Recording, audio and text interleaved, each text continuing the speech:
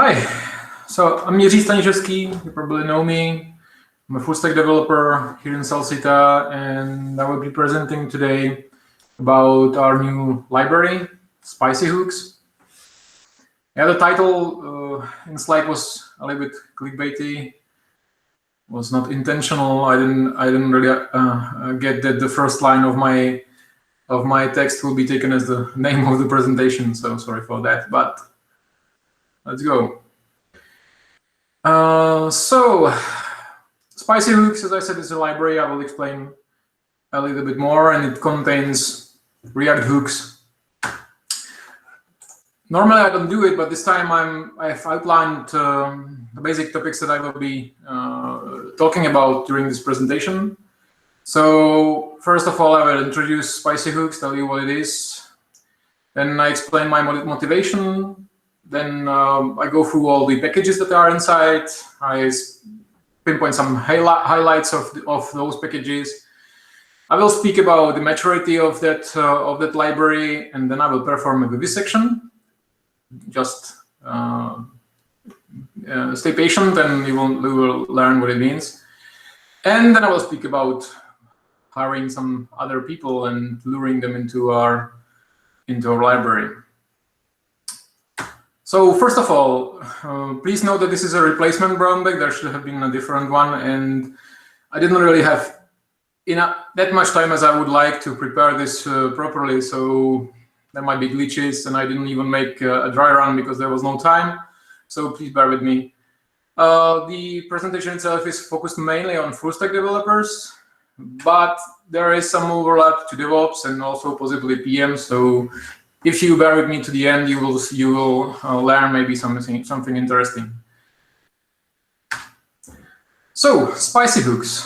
Spicy Hooks, I already introduced this through slides, so some of you probably know already what it is. It's a library of reusable React hooks, mainly React hooks. There are some other things. It consists of 4 npm packages which are public, and you can use them through npm install or yarn add as you would do with any other library. There is one GitHub repository backing the whole library, which is so far private, until we polish everything so it can be open sourced, and until Matt gives the final green for this stuff. And I hope that this will become a source of React hooks for the whole Salsita in the future. Let's see if that happens. So what was my motivation when starting with this library? I guess many other people as well who are working with React hooks created a lot of one-off hooks for specific projects, which they left there or they copy-pasted them to another project, and which I find first time-consuming because you need to either develop the same thing all over again in each project, or you copy-paste it and then you need to adjust it to match to the conventions into this new project and all this stuff, make it work correctly for your particular use case. These hooks are usually imperfect because they are done in the minimal way that works currently in the project where they are used, so they don't really generalize to more wide usage. And there can also be buggy because not everything is tested. Even you are writing a project, you usually don't write tests because that's how we do it, and therefore even those hooks are not tested. So, and that makes all this stuff makes the hooks pretty heterogeneous because one is written in that way, one is written in that way, and the conventions are not really kept across those hooks. So this is the first part which motivated me, and the second part was these React RxJS related hooks that I had a brown bag about already, which we are using in Configurator SDK, and so it made sense to actually try to spread them to more projects, or maybe let the people try them, but they couldn't try it if it's bundled within the project, it's within the Configurator SDK itself. So that's the motivation, and also to actually let the people use them and test them to see whether they are working, whether there are some issues which we didn't see beforehand. So the packages, the libraries of those first 4 packages here that are listed there. The first one is core, which is like the general use hooks, usually for state handling and all this stuff. You will see some examples. Observables, which is exactly as I said, the hooks that we are using in the configurator SDK project for handling state via RxJS. Then utils, which is a bunch of functions and types that we are using across all the other project or the other packages, and bin, which is a set of executable scripts that help us with automated release. So now some highlights from those libraries, from those packages. So from core, I've selected 3 of them. The first one is my favorite one because the implementation is not entirely trivial, so it was fun to play with. I'm not using it that often, though, to be honest, but it still is a good example of what you can find in the library. So use-dependent state is just like useState, but it resets the state to the initial value whenever any dependency that you provide changes. So you can make a resetable state very easily, and the reset is immediate, because usually when you try to implement things like that, you're using an effect where you detect that the dependency changed, and in that case, you just set the state to the initial value. So there are these 2 use effects and use state hooks are used, and therefore it implies an unnecessary render, because whenever the dependency changes, the state is still the old one, and then you need to trigger the change, and which makes another re-render. So it's kind of a waste, and also it can cause some weird side effects. So this one is not doing it because there are some advanced logic inside, some implementation that handles it correctly. So whenever the dependency is changed, the state is reset immediately. So this is an example how you could use it. This is a simple message box component consisting of a text area and the button. So you fill in the message inside the text area, and then you click the button to actually send that message. And it's as you would write it with use state only. So it's the only difference is the name here and the dependencies here. You will see that we are using the factory version of use state, where we're building the message using the recipient name. The use dependent state allows you to provide both the factory and the fixed value like the standard use state does.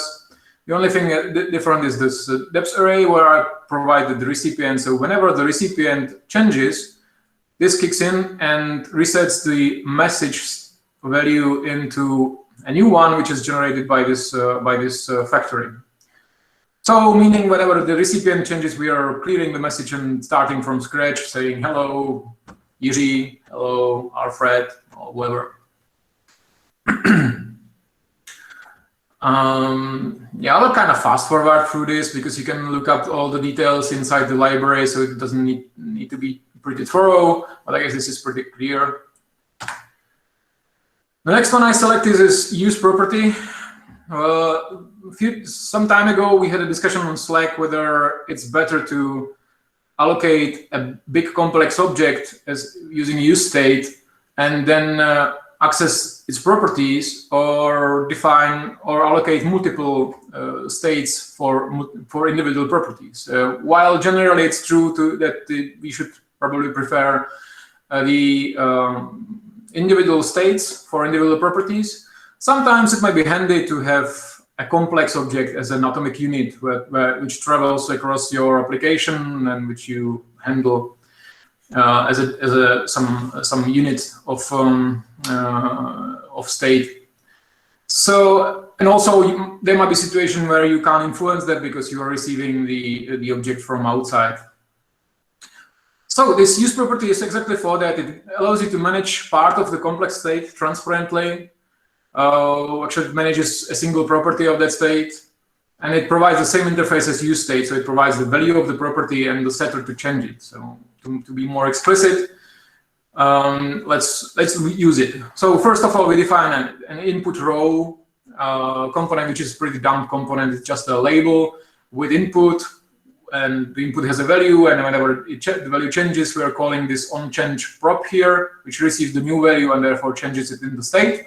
And the state is hoisted to a parent component.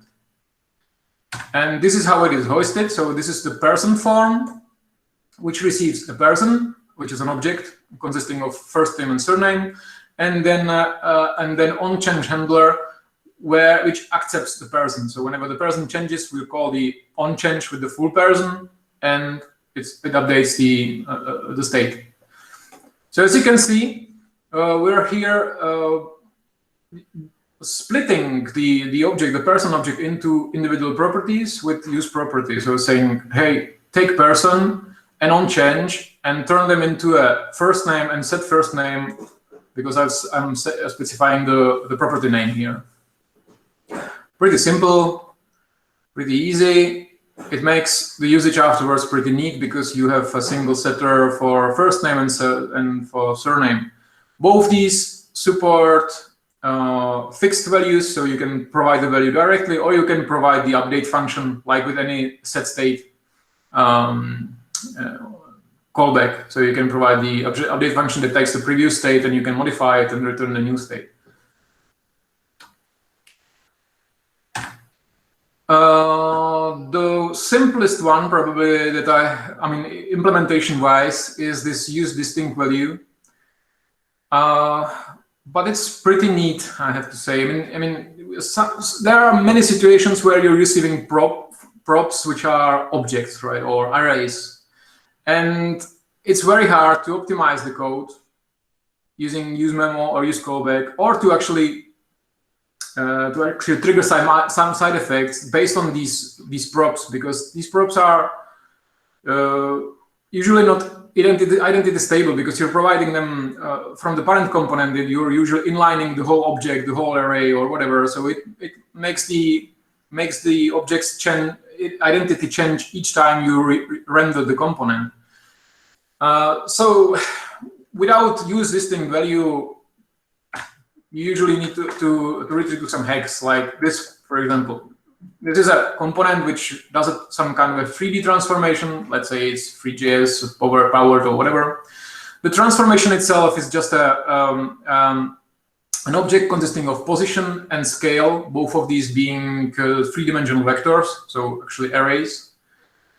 And the purpose of this component is to trigger a transition, animated transition from one transformation to other, whenever the transformation changes. So we would probably use effect for that. So whenever the transformation changes, we start the animation. Pretty simple, but the dependencies are kind of bad, because we don't want to put the transformation object itself there, because it changes all the time. So we need to extract those properties that we care about, and since they are arrays, we need to spread them. And you see that Linter is already warning us that we cannot really evaluate our dependencies properly because we're using spread, so it's already not pretty good. And imagine that the transformation would be bigger, there would be more properties, so you would need to specify more of them. And God forbid if the position would not be an array, but it would be an object of x, epsilon, and z, x, y, z. So that would be even more complicated. So fortunately, there's this hook, UseDistinctValue, where you provide the object that changes in instance or identity, but not in values, at least not significantly. And you provide a function that validates whether checks whether the object actually changes, and then you get back a distinct object. What does it mean? The distinct object is always the same instance unless the transformation changes significantly, and the significance is defined by the equality function that you provide here. So in this case, it means that until the transformation changes deep equal, because this is a deep equality check from Lodash, then we'll still be receiving the previous one, so the same instance. Therefore, we can easily and safely put it into dependencies of useEffect and then start the animation. Of course, you can provide shallow checks, or custom equality checks if you care about only a few of the properties, which in the end makes little sense, but you can. So that's about the core package. Now the observables, I will skip through this pretty quickly because I had a brown bag about it already, and it took the full hour, and people still complained that it was too much for that. So let me just briefly reiterate through that. So there are hooks which we use for integrating RxJS into React. Mainly this use snapshot, which takes a snapshot of an observable.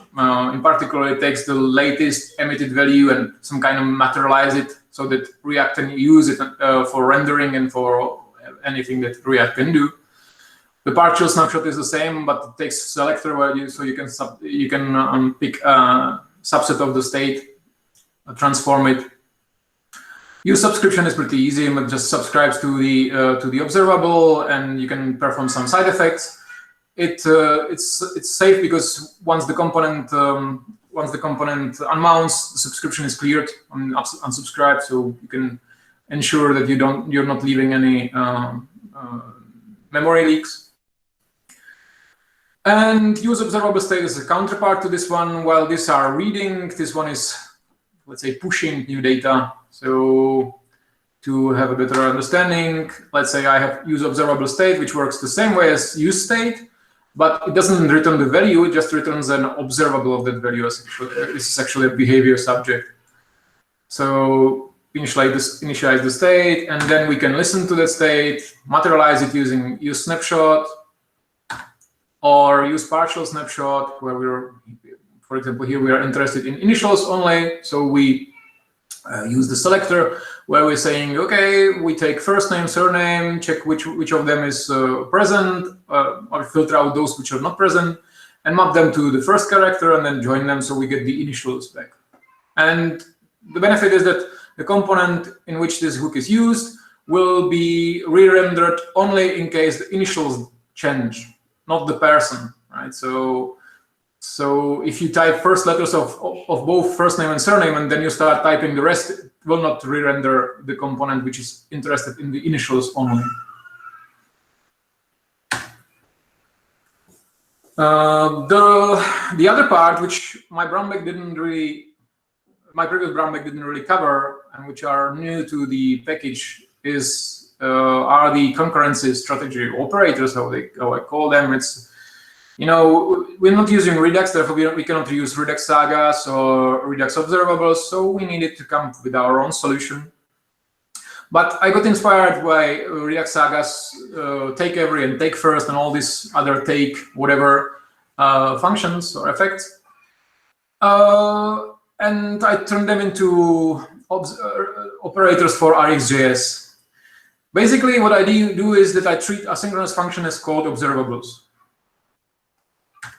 So to better understand it, here there is an input, which in our case is a subject, which takes a person, and we pipe that observable to actually perform these side effects.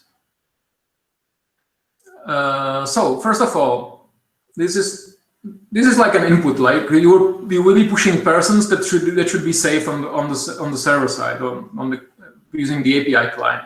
So whenever there is a new person coming through the pipe, it gets bound to this asynchronous function, a single argument asynchronous function. So it binds this function to that emitted value. So this becomes a parameterless function, asynchronous function, which can then be easily turned into a called observable, and then driven by this concurrency strategy. I won't really go into this because it would take a lot of time. But let's say that this concurrent one and latest will make sure that whenever there is a new person coming and there is nothing being saved currently, it will automatically start saving it, immediately start saving it. And while it's saving it, it will queue up to one latest next person to be saved. So this is pretty neat for auto-saving, for example. You're saving something, then you make another change, and another change, and another change. So you can simply drop the changes in between because you don't need to save them. You need to save the last one. So we wait until the previous state is saved, and then you save the last one.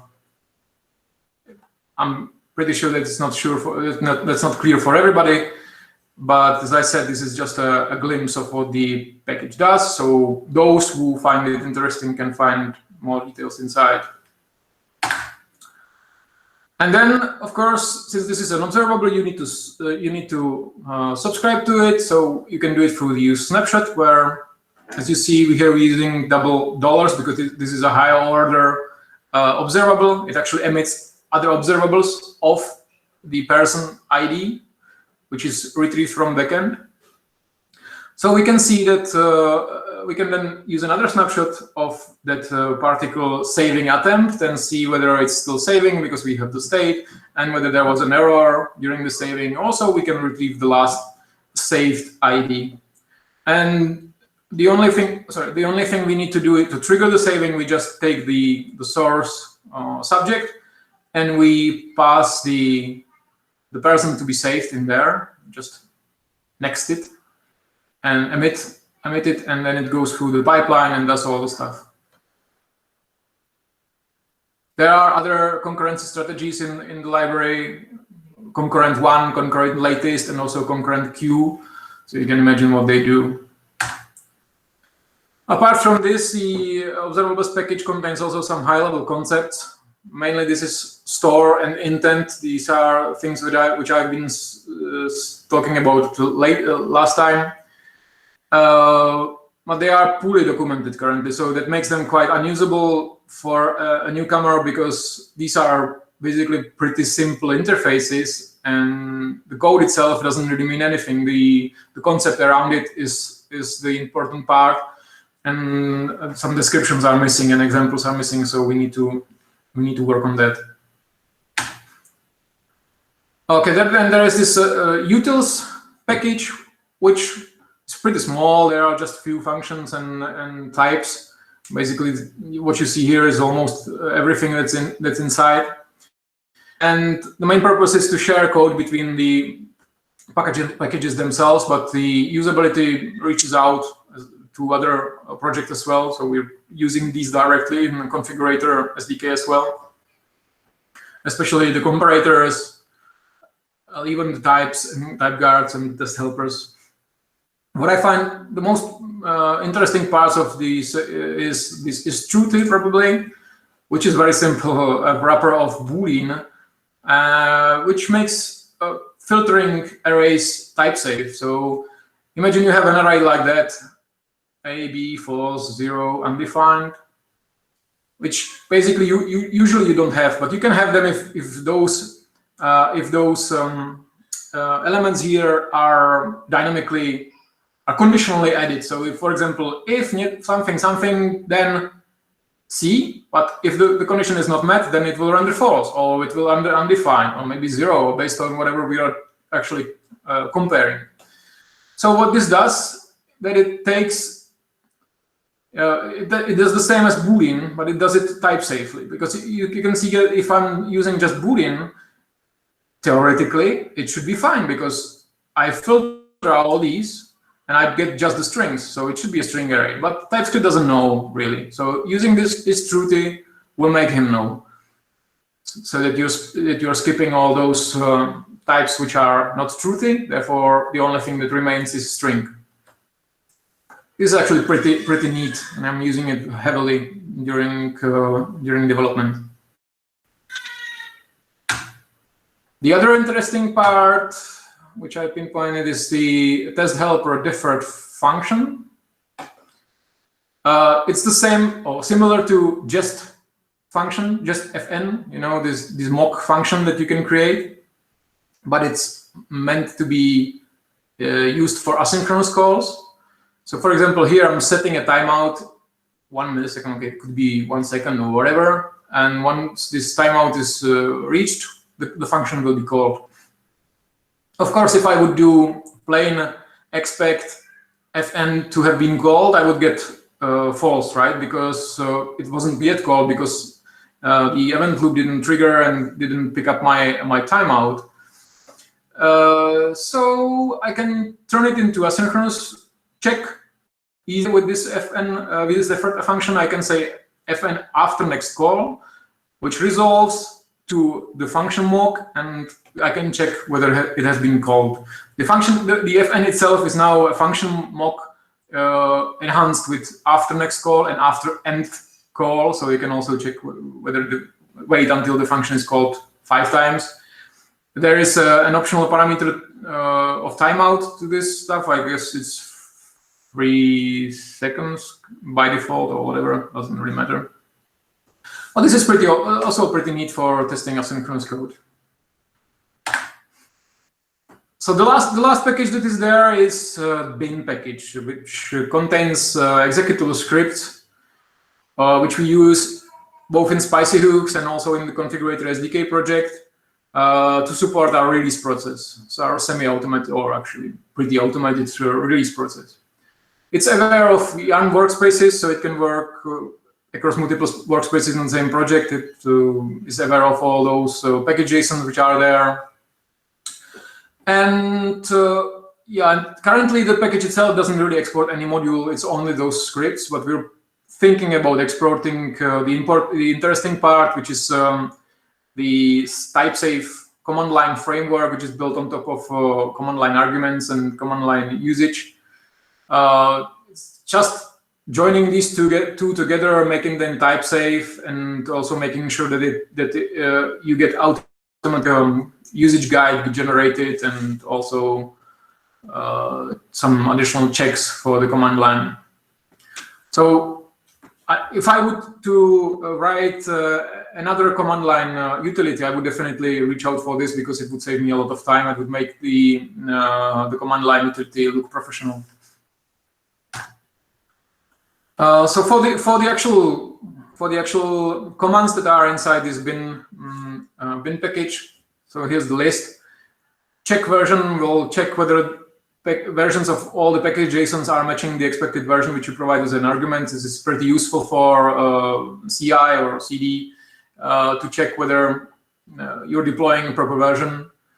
The set version, on the other hand, changes those versions inside those package JSONs. The most interesting one probably is prepare release, which pulls changelogs, actually the release notes from drafted releases on GitHub. Sorry. And distributes all those changes into appropriate changelogs inside your multi-project or multi-package project. So each package gets a proper slice of the changelog, or actually of the release notes. And then the last one is a utility to redirect links in documentation. So basically, when you are writing documentation in GitHub, README files or markdown files, you're referencing each of them or other resources or source code or whatever. You're usually using the main branch, right? So it's develop or next. But if you are then deploying the package or publishing it, and you're also deploying a new version of documentation, you should make sure that the links between various parts of the documentation are matching, right? So if you have a generated HTML documentation, it should point to proper version tag inside GitHub, and vice versa. If you have in GitHub tag some README file, it should point you to proper HTML generated documentation. So this utility is making sure of that. It just replaces simply links in all the files that it can find, or you can specify which files it should be, and then it changes it. So this is what helps us. This is what helps us to make the release process pretty painless, and we are using those both in Configurator and in Spicy Hooks. So, is our library mature?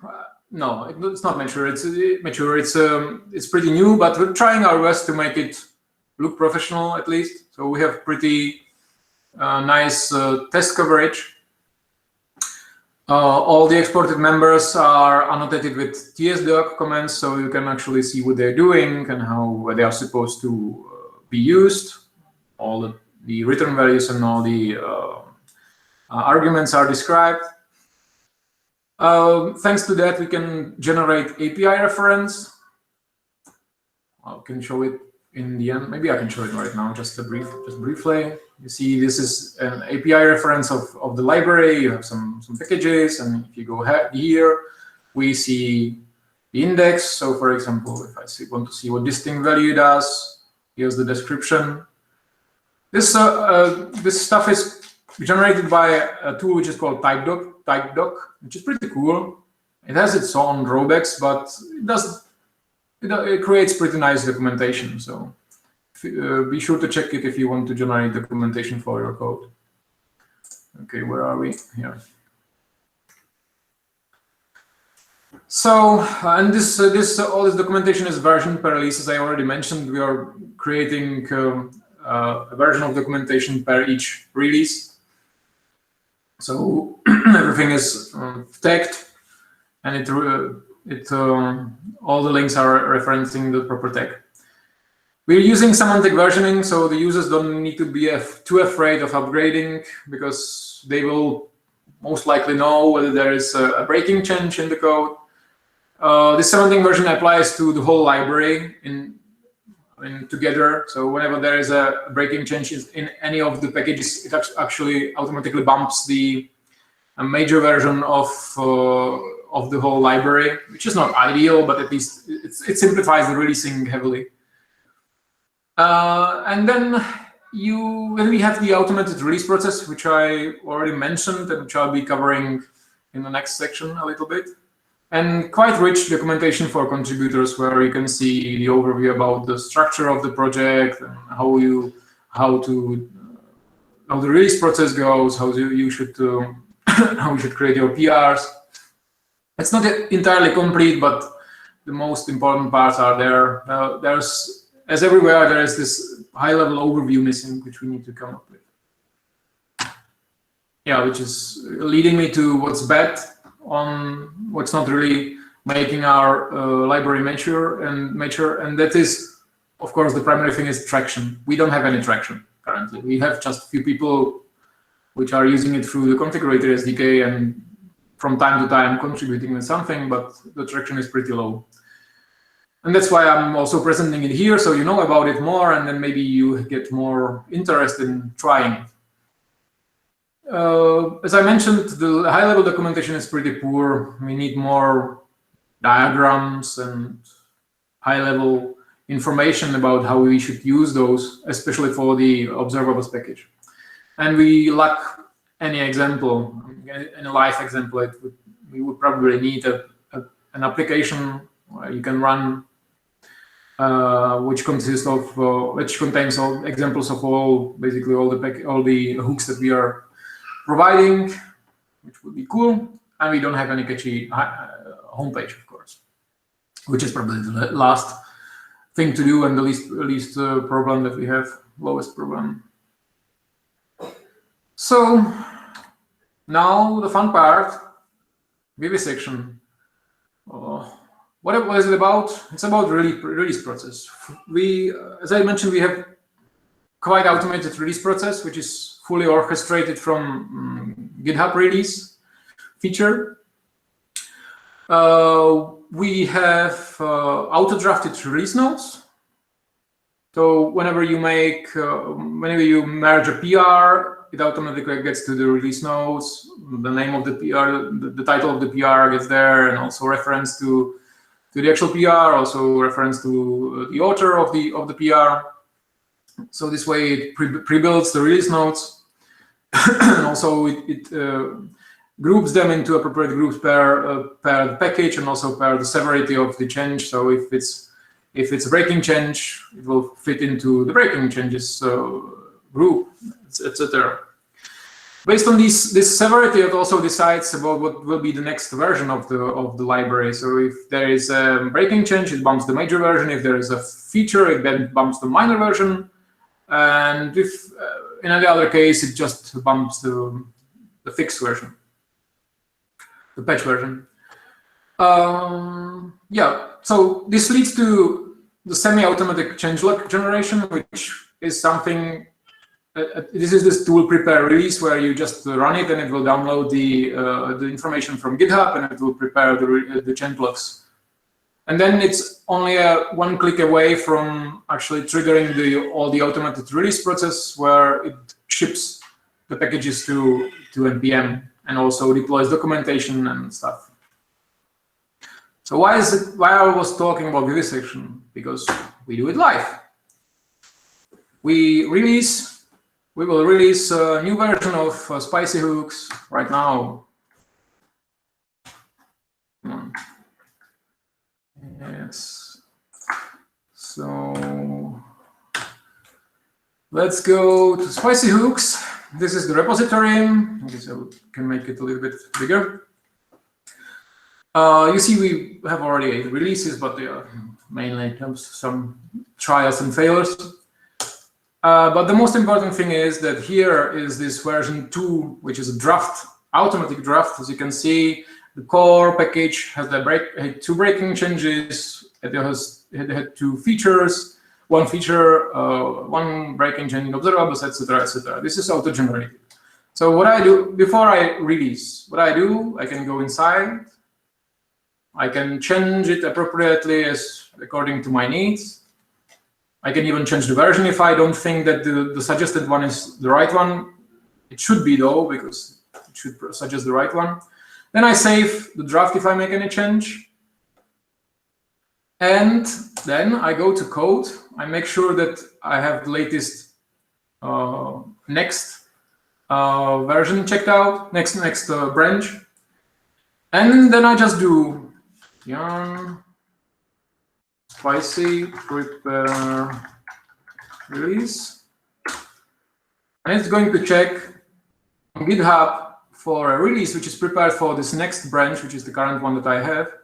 So it found out that there is version 2 prepared, so it will download the information and distribute all the changelogs, all the release node into appropriate changelogs, and also bump the versions. So now when we try to commit, you see that there is a lot of changes here, especially only in changelogs. So there is a new feature in the bin package. And also, if I go to the core, I would see those 2 breaking changes here and 1 feature. And also, I will see that the package JSON was modified and the versions were bumped. So you see that it's no longer 1.0.1, but it's 2.00, and also the dependencies are properly bumped as well. So the only thing I do, I just say prepare release version 2.0.0, commit. Hopefully it will work. I push. Excuse me that I'm not using command line for handling Git, but this is superior to.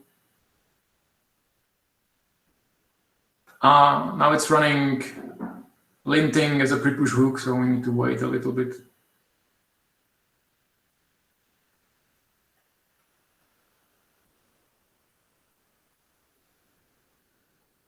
Okay, done. So we're back into sorry, Griffin, you made me mumble.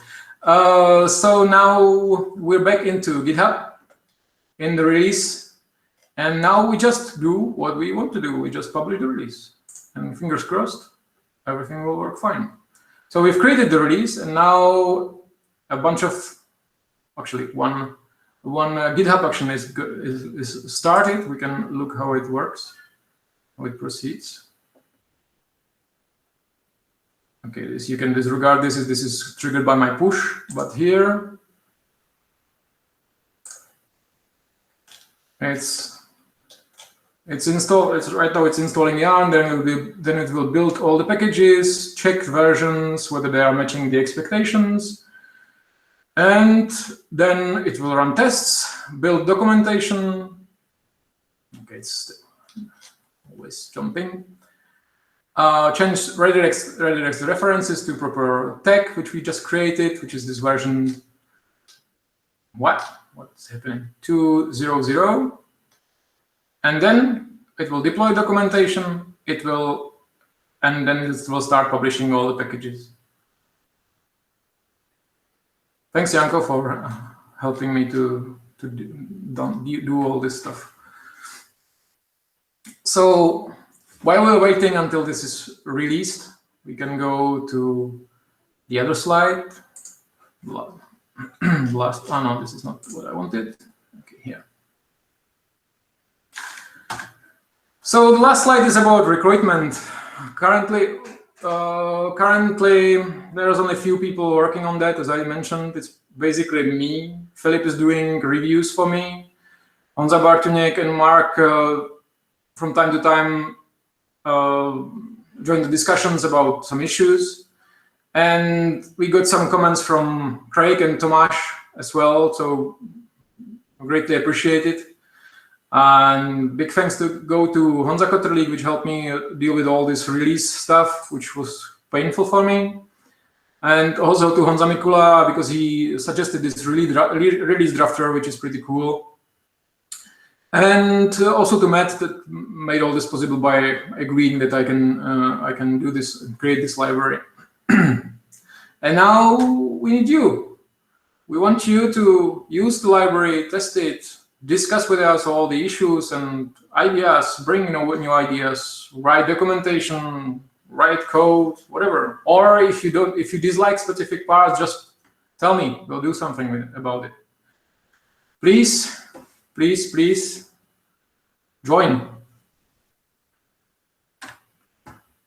Okay, the very last slide is just a bunch of links to interesting content, which you might check after I publish these slides. So let's look whether it already finished. Yep, it finished. So we can now go to here, for example. And we see that it's version 2 being published already 2 minutes ago. So the release worked. Thanks, guys, for your help. Okay, that's about it from me. I can now open Slido if I didn't do it yet. I didn't. Okay, and there are several questions, so I will start. Okay, let me open it in here. I will start answering those. So, Razi, should I just click them whenever I answer, or does it matter? Just answer them. I didn't figure out how to remove the ones that you answer to, so just answer them. There aren't many. Okay. Okay, I won't answer the first question. What? Yeah, you made me fuzzy right now. Thanks for thinking that I'm a genius. Definitely not. I'm just building on top of whoever else come up with. So, and if you think I'm a genius, join me. I will explain how easy all this stuff is, and you will become a genius pretty soon as well. How will these packages be licensed? When can we start using them in our own projects? You can start using them immediately. They will see that they are already released, so feel free to use them.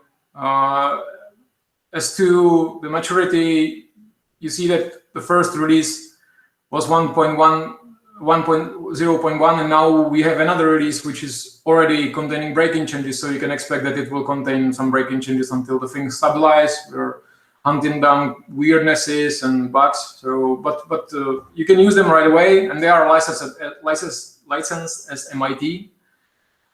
And as I said, the repo itself is not yet public, but since you all are members of Salsita team, then you will have access to them. What's the secret behind use dependence state? Did you make it work without use state or use effect? Yeah, it's one gigantic hack. The state that I'm actually storing is not the plain state that you provide. It's wrapped in a holder. The holder is just an object, which is a property that contains the state that you're passing in. So, and I keep reference to this holder, meaning that if I really want to change the state immediately, I can do so without saying set state, because I can just go inside and modify. I have a mutable holder, and I can modify the value inside. It sounds that it is pretty hackish and unclear, but since it's wrapped inside this use-dependent state, and you have no other way how to influence it and how to abuse it, it's pretty safe. You can take a look at the implementation itself. It's quite obvious from there, so feel free to look. What exactly doesn't re-render use-dependent state?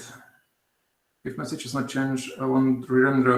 It won't re-render. To re-render once my message is changed. No, the thing is that when you are receiving this this dependency, new dependency for this use-dependent state, you already are re-rendering with the actual data. So it makes no sense to trigger the state change. You know, you just silently update it under the hood, so it's there and it's kept.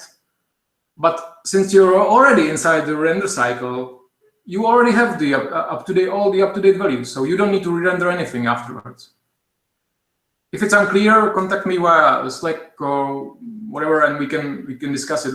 We can discuss about it, and I can tell you more details. Does vivisection require using GitHub for issue tracking?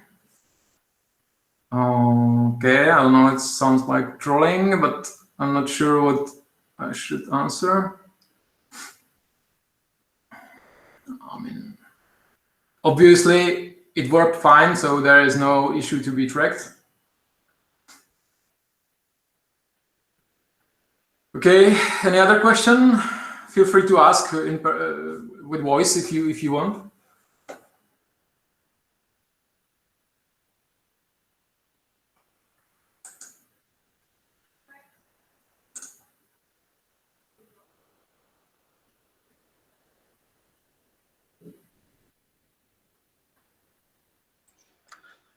I have a question, Jirko. You mentioned earlier that it might be educational for PMs. Was there a specific part of the presentation that you thought might be useful for us, especially the non-engineering PMs? Yeah, it was only the last part about this automated release processing and how easily it can be integrated into GitHub. You know, usually a release is pretty painful. You need to do a lot of things, especially on ORDAM, for example. Remember how it is. So this one is just about clicking a few buttons. So theoretically, even PM can do the release if he needs to. And what I meant by that is that if you see that, maybe you can then speak with your team whether this is also a way how to simplify the things a little bit. You notice that when using this release stuff, you don't really need any kind of master branches, release, or whatever. You just take the actual develop branch or next or whatever, however you call it, and then it deploys, you know, and you continue on piling stuff on the develop or on the main branch. It simplifies the things a bit, at least for me. So that's what I meant, but it was, you know, just to keep you here. Thank you for the answer. And for the DevOps, I guess it was clear. It was all about this this automated releasing using GitHub. I meant, could vivisection work with another issue tracking system?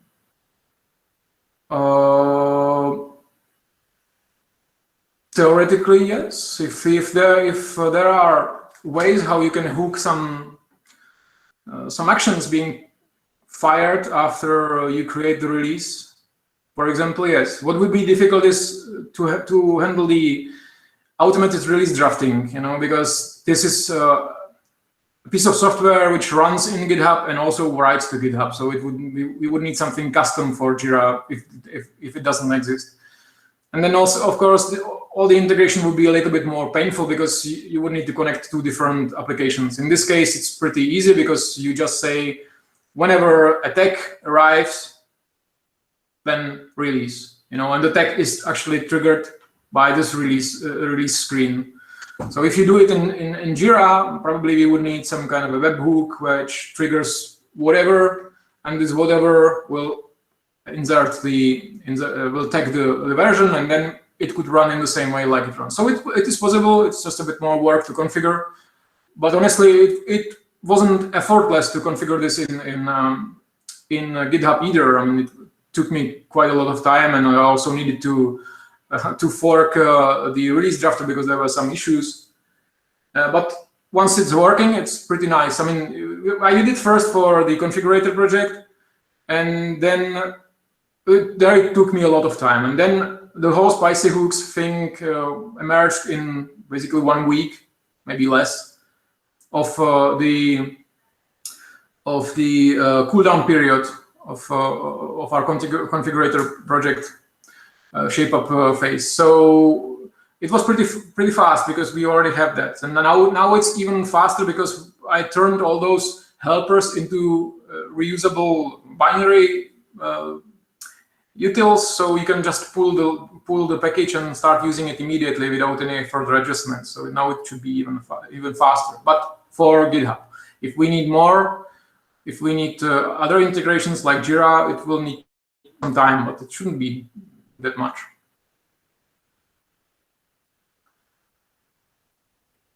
Okay.